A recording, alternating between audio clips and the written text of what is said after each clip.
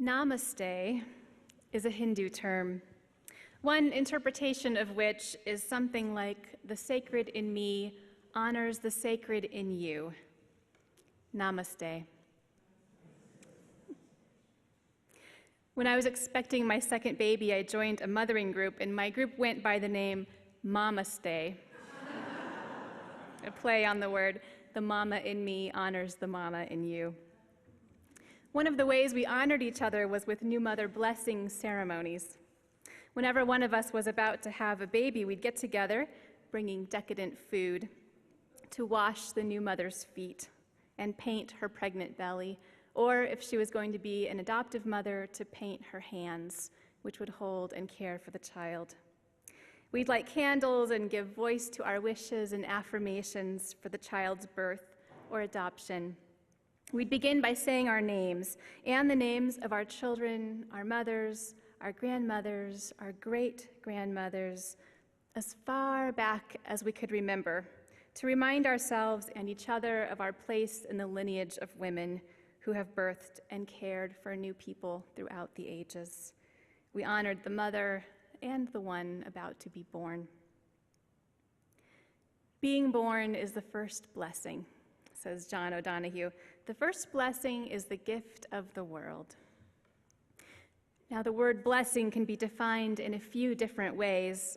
When O'Donohue uses the word in this way, he's speaking of blessing as a gift or a state of being that moves the spirit. You were born to be moved, wired for it. And not only that, you were born into a lineage of ancestors that stretches back to the edges of time. Ancestors who've passed down to us those traditions of memory, spirit, and dream that we will in turn hand down. It's an inheritance of impulses and stories and deep values like those my Mamaste group was practicing. And it is an inheritance of religious traditions like this one. Our church is one expression of those traditions of memory, spirit, and dream. Now, life is the first blessing, and it's very moving to contemplate. Excuse me.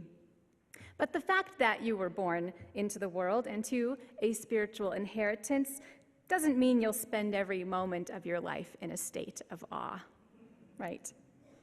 I mean, we are heirs not only to memory, spirit, and dream, but also to the activities of daily living, eating, working, arguing, making plans, all those things. But you can get back in touch with that first blessing anytime. All you have to do, for example, is look up at the night sky.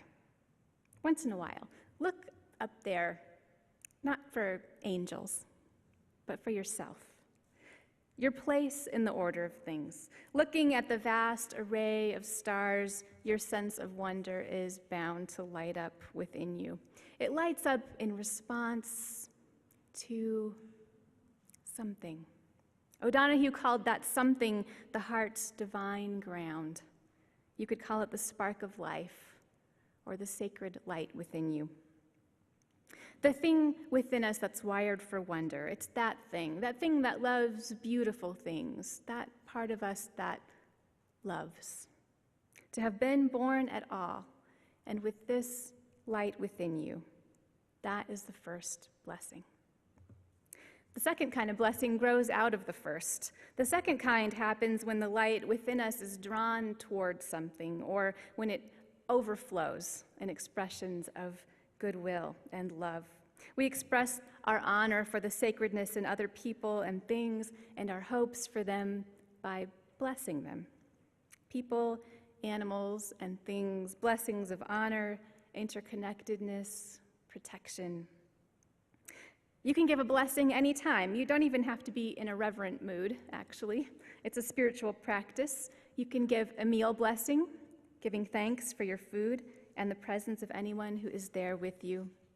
You can try out silently saying, Namaste, the sacred in me honors the sacred in you when you encounter other people.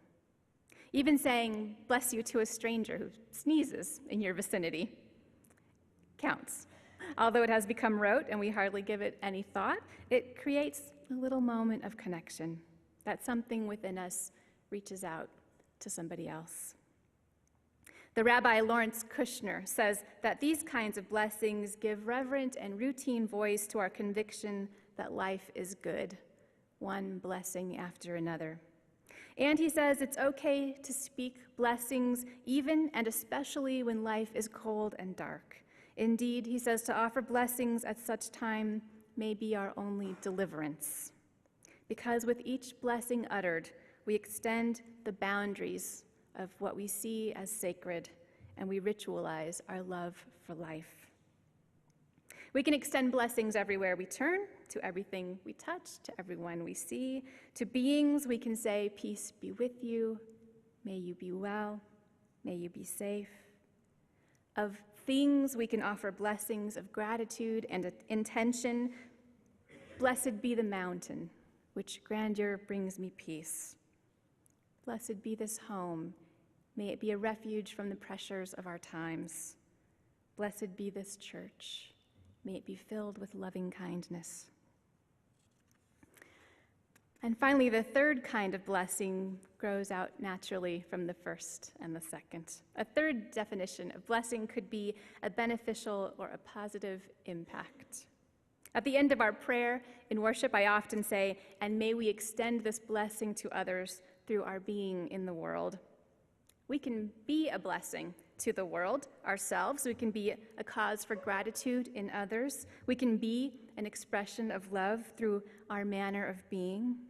When we live our lives open to wonder and giving blessings, whether they are special or just a part of our regular spiritual practice, we are well on our way to doing that, to being a blessing. In a few minutes, as Christine said, we'll have a chance to bless not only this new sanctuary, but our entire church in all three senses of the word. In the first sense of blessing, we can honor and affirm that this church is an expression of memory, spirit, and dream that have inspired human beings to pray and sing and worship in all times and in all lands. In the second sense, we can express our goodwill and hopes for it, which we'll write or we'll practice as a moving meditation. And in the third sense, we can dedicate ourselves to making the church a blessing upon the world through its programs and services and in the way we allow ourselves to grow and be changed by it. Christine will tell you more about exactly how we're going to do that. But first, let's join together in meditation and prayer. Let's let these... Now we're going to take about 10 minutes to do either a walking meditation or make a prayer flag. All the prayer flags will be strung up on the porch for this evening, assuming, like I said before, that it doesn't rain. If you're inclined to walk, you will go with Angela in silence and walk the campus perimeter. Breathing mindfully, you're invited to contemplate a silent prayer, perhaps as a chant as you walk. You can make one of your own up, or you can draw one from the baskets of world prayers which the ushers will have as you leave the room. Take it with you and either read it or contemplate it or recite it as a chant in your mind as you walk and breathe. You'll begin by walking down the front steps, so meet Angela on the front steps. Traveling through some of the less tended areas of the campus around behind the buildings, behind the office, the RE building, over dirt and sand. You'll pass through the children's playground and finish by walking through the wildlife habitat and around into the sanctuary building again. You'll end by returning here to the sanctuary, all in silence. By walking with prayers and intentions, first in your hearts, you will surround the campus with a circle of blessing. The terrain for this moving meditation is pretty uneven. The path is not entirely wheelchair accessible. So if that's not the activity for you, or if you would rather offer a blessing in a different form, then you have the prayer flags. That will be in this room on the tables you saw in the back. You'll find there tissue paper and scissors and crayons and instructions for how to make prayer flags. Prayer flags are one of the many spiritual art forms which are created to bless one occasion and intended then to melt into the landscape, soaking the blessing in, so to speak. They remind us of all that is fundamentally transient in our lives. Prayer flags, sand paintings, the street decorations made of flower petals and colored sawdust in Central America all have this in common.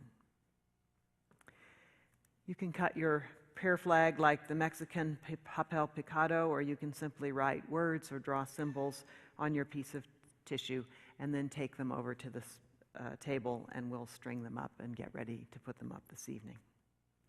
Like the walking, which will be in silence, so the prayer flag making will be in silence, at least without conversation. You might have to ask people to pass you things, but no conversation, please. There's probably not room for everyone at those tables, so just watch and wait for an opening and then walk up to the table and make your prayer flag. Whatever you decide to do, I invite you to do in silence and return here to the sanctuary for the closing benediction and song. And may these activities be a blessing to you as well as to this space that we share.